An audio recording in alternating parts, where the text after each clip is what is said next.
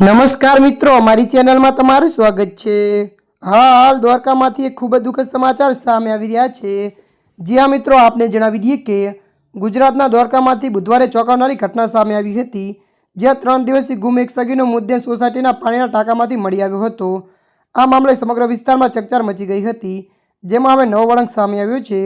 हकीकतमां सगीना मित्रे तेनी हत्या करी दीधी हती।